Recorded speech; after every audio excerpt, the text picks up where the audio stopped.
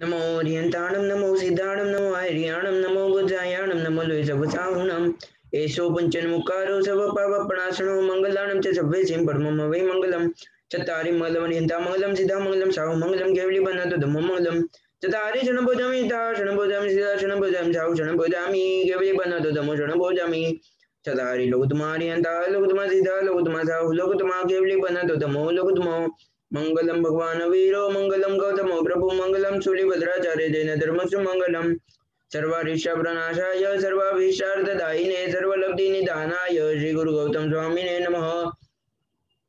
पाठ परंपरा नायक श्री सुधर्म स्वामिने नमः। मंगलम पद्मजिताद्य मंगलम कनको गुरु मंगलम सूर्य देवेंद्र कला पूर्णस्तु मंगलम कला प्रभोस्तु मंगलम कल्पतरु श्री सद्गुरुभ्यो नमः। तीर्थभद्र श्री सद्गुरुभ्यो नमः। अज्ञानतिमिरान्धनं ज्ञानञ्जनशलाकया नेत्रमुन्मीलितं येन तस्मै श्रीगुरुवे नमः। तस्मै श्रीगुरुवे नमः।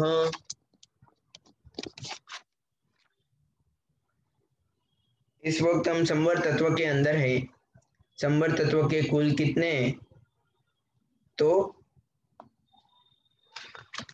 97 भेद हमने पूर्ण किए हैं। यह सारे भेद संवर तत्व के हमें बहुत कुछ सिखाते हैं। 97 भेद क्या सिखाते हैं? अनादिकाल से अनंत काल से हमारा आत्मा मिथ्यात्व आदि हेतु यानी कारणों के कारण 84 लाख जीव योनि में इस संसार के अंदर भ्रमण कर रहा है। हमारा आत्मा इस संसार के अंदर मिथ्यात्व आदि कर्मों के हेतु बंधनों के कारण 4 गति में जीवन मरण की यह साइकिल के अंदर, जीवन मरण के चक्र के अंदर, काल चक्र के अंदर, जीव भवों के अंदर भ्रमण कर रहा है। अलग अलग गति में अलग अलग जीव योनि में घूम के आ रहा है, भटक के आ रहा है आत्मा अनादिकाल से। यह सारे कर्मों को रोकने का, छोड़ने का एक ही उपाय, वह है संवर। संसार में सर्वत्र दुख है, कहीं पर भी सुख नहीं है। हर जगह पर दुख ही दुख है। कहीं पर भी कोई भी संसार का हिस्सा कोना ले लो, देवलोक हो, मनुष्य लोक हो, तिर्यंच लोक हो या नरक गति हो, एकेंद्रिय हो, बेंद्रिय हो, तेंद्रिय हो, चौरेंद्रिय हो या असंगनी पंचेंद्रिय हो, कोई भी हो, सब जगह पर दुख ही दुख है। संसार दुखानुबंधी है, दुखानुफलत है। इसके अंदर से दुख ही फल के रूप में मिलता है, दुख का ही भोग मिलता है, कुछ भी नहीं है। सुख यानी क्या? तो दुख से छुटकारा, उसे सुख बोलते हैं। वास्तविक सुख का लेश भी कहीं दिखाई नहीं दे रहा है, क्योंकि वास्तविक सुख आत्मिक सुख है। उसका लेश मात्र भी कहीं पर भी हमें मिल रहा नहीं है संसार में, क्योंकि संसार में है ही नहीं दुख। संसार असार है, सिर्फ एक ही नमस्कार महामंत्र इसके अंदर सार है। मंत्रम संसार सारम। ऐसे यह संसार के अंदर जहां पर सभी को दुख का ही अनुभव हो रहा है। मंजुला बेन, कृपया करके आपका कैमरा बंद कीजिए। जहां पर सभी को दुख का ही बंधन हो रहा है। आपको कोई तकलीफ हो तो मुझे बताइए, बाकी आप कैमरा बंद कीजिएगा। चैट बॉक्स में लिख सकते हैं। कोई भी प्रकार की तकलीफ हो, उसका निवारण, उसे ही हम सुख बोल बैठे। ऐसे सुख मिले तो क्या तकलीफ है? तो वो तो आपको कोई चोट लगेगी और दवाई खाकर वो चोट को ठीक करने को भी आप सुख बोलोगे तो थोड़ी चलेगा, वो सुख थोड़ी है। चोट लगी, चोट से छुटकारा चाहिए तो दवाई ली, तो दवाई क्या सुख है?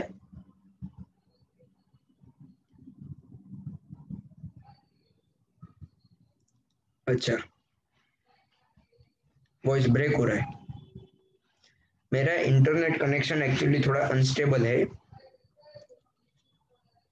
एक ही मिनट दीजिएगा मुझे।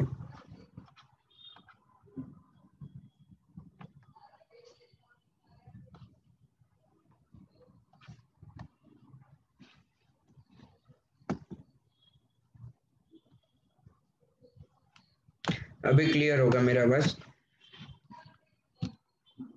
जी। सभी चीज के अंदर कहीं ना कहीं पे संसार में दुख है,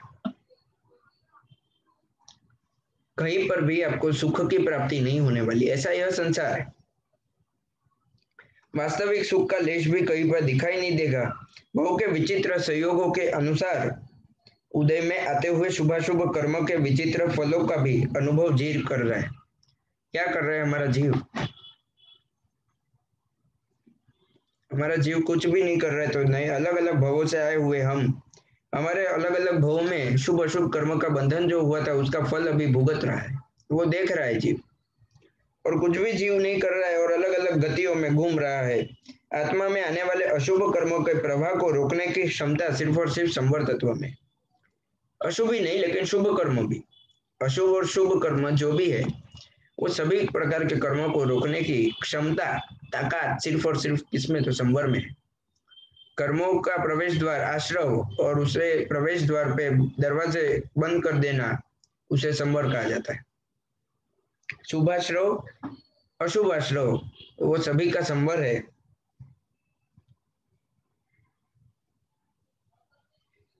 उस तत्व की समझ, संवर की समझ पाकर तदनुरूप आचरण जीवन का व्यवहार चलाने से आत्मा नवीन कर्म बंधन से बच पाता है। आप संवर समझ रहे हो तो संवर समझने का कारण क्या है? नव तत्व आप समझते हो तो उसका कारण क्या है? तत्वज्ञान समझते हो तो कारण क्या है? तो जीवन के अंदर आचरण में लाना है। आपको पता होना चाहिए कि किधर किधर क्या क्या कर्म बंधन होते हैं, किधर किधर क्या क्या हमारे दोष होते हैं, किधर कितनी जीव हिंसा हो जाती है, कितने जीवों को पीड़ा होती है, यह समझना है। और उसके बाद क्या करना है? तो सिर्फ समझना नहीं है लेकिन आचरण में लाना है। आपकी रोज के जीवन के अंदर अनुभव में लाना है, प्रैक्टिस में लाना है, अंग्रेजी में। यह आश्रव के बाद संवर, यह संवर तत्व आश्रव को रोकने के लिए एक ही काफी है।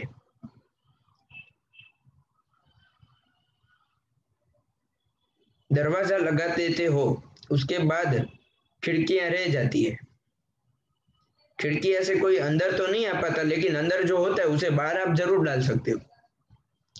दरवाजे से प्रवेश कोई भी कर सकता है, लेकिन एक बार जिसने प्रवेश किया उसे खिड़की से बाहर जरूर डाल सकते हो। खिड़की से कोई अंदर नहीं आ सकता, लेकिन खिड़की से बाहर जरूर डाल सकते हो। यह खिड़की यानी कि निर्जरा। निर्जरा के बारे में कल से पढ़ेंगे, आज संवर के बारे में और थोड़ा सा जानेंगे। आपको रोज के जीवन के व्यवहार में चलाने से आत्मा नवीन कर्म बंधन से बच जाएगा।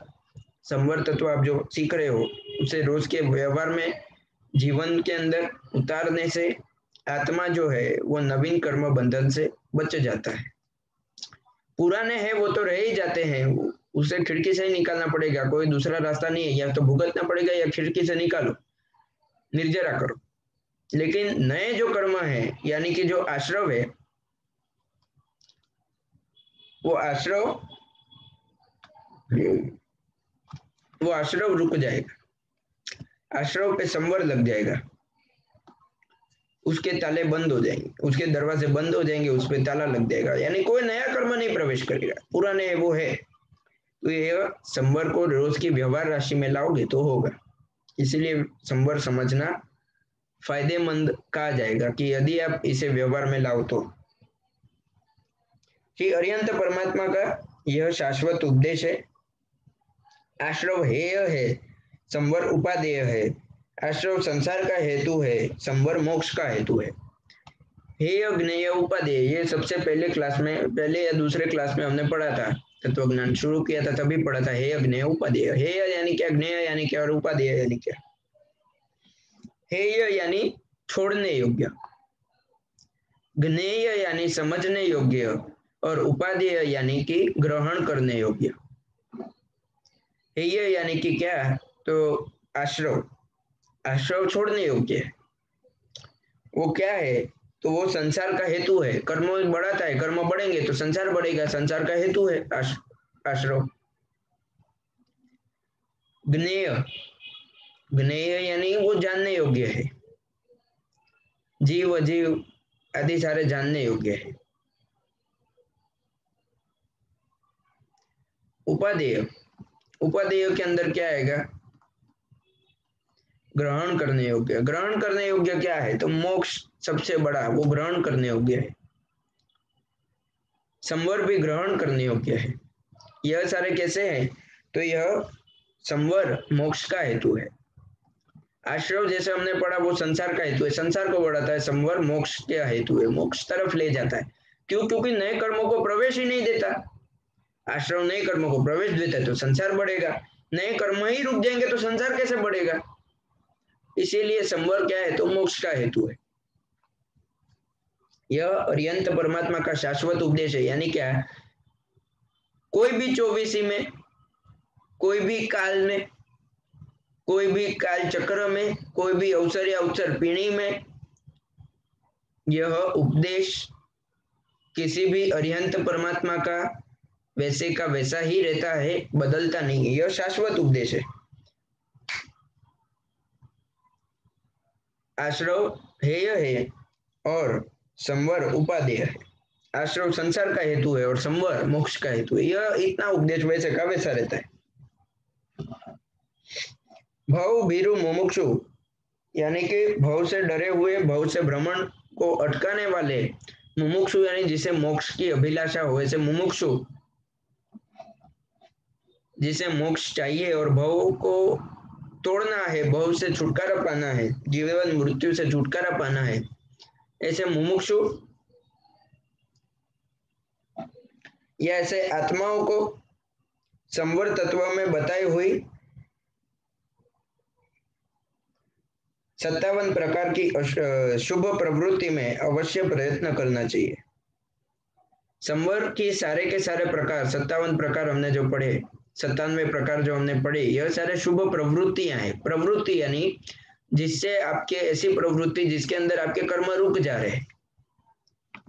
बड़ी दीक्षा, सामायिक, छोटी दीक्षा, छदोपस्थापन ये पढ़ा हमने, परिहार विशुद्ध पढ़ा हमने, सूक्ष्म संप्राय, यथाख्यात, चारित्र के 5 प्रकार हमने पढ़े, अशुचित्व, आश्रव, संवर, निर्जरा आदि 12 भावना पढ़ी।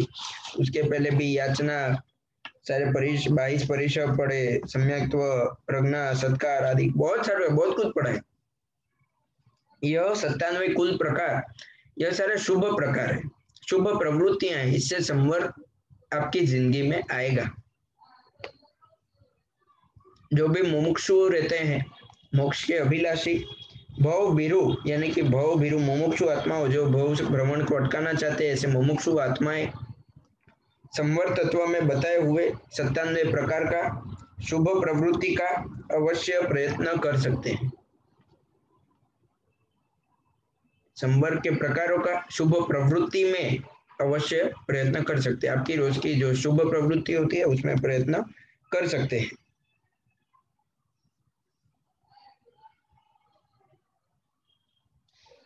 और शुभ प्रवृत्तियों में भी कुछ शुभ प्रवृत्तियां मैं आपके साथ अभी नाम लेकर बताता हूँ। 5 समिति और 3 गुप्ती का रूप अष्ट प्रवचन माता का, 5 समिति 3 गुप्ती को अष्ट प्रवचन माता कहा जाता है। ऐसी अष्ट प्रवचन माता का सुचारू रूप से पालन करना, एकदम अच्छे से पालन करना, क्षुधा तृषा आदि लगने पर कष्ट के समय दिन नहीं होना, यानी कि गरीब जैसे नहीं होना, और सदोष प्रवृत्ति की इच्छा मात्र भी नहीं करना। सदोष यानी दोष वाली, दोष गर्भित ऐसी प्रवृत्ति की इच्छा ना करना और ऐसी प्रवृत्ति भी ना करना। क्षमता, क्षमा, नम्रता, सरलता, संतोष, तप, संयम, सत्य, शौच, निर्ममत्व और ब्रह्मचर्य रूप 10 प्रकार के यति धर्म का पालन करना, सम्यक पालन करना। अहो, सर्वज्ञ भगवंत का कितना सुंदर धर्म बताया है, ऐसा सोचना है कि यह सम्यक सर्वज्ञ भगवंतों यानी केवली भगवंतों का बताया हुआ यह कितना सुंदर मार्ग है, यह सोच के खुद अनुमोदना करना। अनित्यता, अशरणता आदि भावनाओं का चिंतन करना। 12 भावना हमने जो पढ़ी उसका चिंतन करना। धर्म की दुर्लभता, दिव्यता, श्रेयस्करता, कितना दुर्लभ है, कितना दिव्य है, कितना जबरदस्त धर्म हमें मिला है कि इसके अंदर हर डिटेल दी है। कोई भी धर्म ऐसा नहीं जिसके अंदर हर एक डिटेल दी हो, पाप कैसे होता है, क्यों होता है, किसके कारण होता है। कोई भी धर्म ऐसा नहीं है जितनी इतनी डिटेल दी। इतना जबरदस्त डिटेल वाला धर्म मिला, सुंदर धर्म मिला, दुर्लभ धर्म मिला, दिव्य धर्म मिला। उसके लिए श्रेयस्कर्ता का विचार करना, एकदम अच्छा अनुमोदन जैसा एकदम बहुमान भाव अंदर से प्रकट करना। वैराग्य भाव बढ़ाना और संसार से मोह को घटा देना। वैराग्य भाव अंदर से जगाओ और संसार से मोह को घटाओ। 12 भावना है ही इसीलिए क्योंकि वैराग्य भाव जागे। वो तो मैंने अभी जल्दी जल्दी खत्म कर दी, वरना जो मैं एक एक भावना को 3-3, 4-4, 5-5 या 6 दिन भी लगाऊं तो 100% किसी को भी वैराग्य जागे बिना रहे ही नहीं।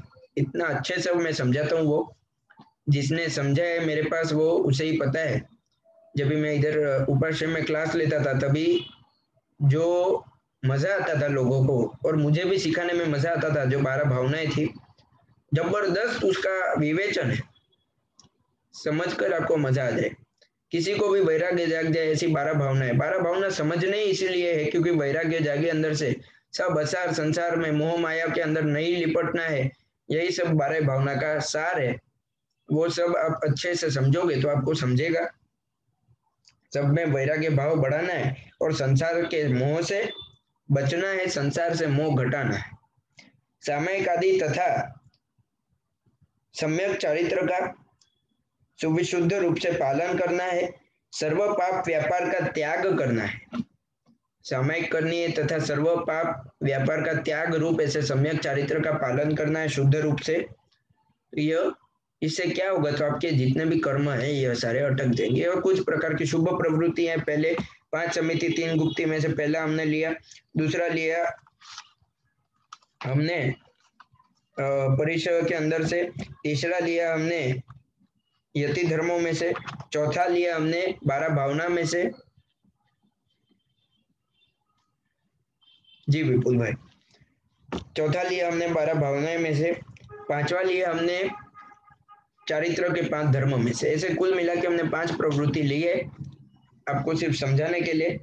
बाकी इसका लंबा भी विवेचन ले सकते हैं कि हर एक का कितना कितना आप कर सकते हो। हर एक यानी प्रवृत्ति शुभ ही है, लेकिन ये 5 प्रवृत्ति मैंने जो अभी बताई आपको, कुछ शुभ प्रवृत्तियां, इसके अंदर मैंने कोशिश की है कि पूरा का पूरा समा जाए।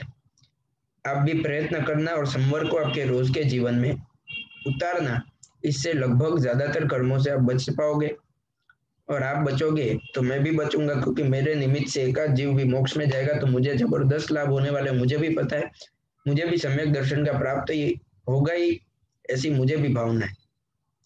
इसलिए आप भी सम्यक दर्शन की प्राप्ति करो और मुझे भी हो, ऐसी मेरे लिए भी आप भी प्रार्थना करना। जिनाग्ना विरुद्ध कुछ भी बोला हो तो त्रिविधे त्रिविधे मिच्छामि दुक्कडम। आज के लिए यहीं पे समाप्त करेंगे। कल से निर्जरा तत्वों से आगे बढ़ेंगे। सर्व मंगल मंगलम सर्व कल्याण कारणम प्रधानम सर्वधर्माणाम जयम जयते शास्त्रम।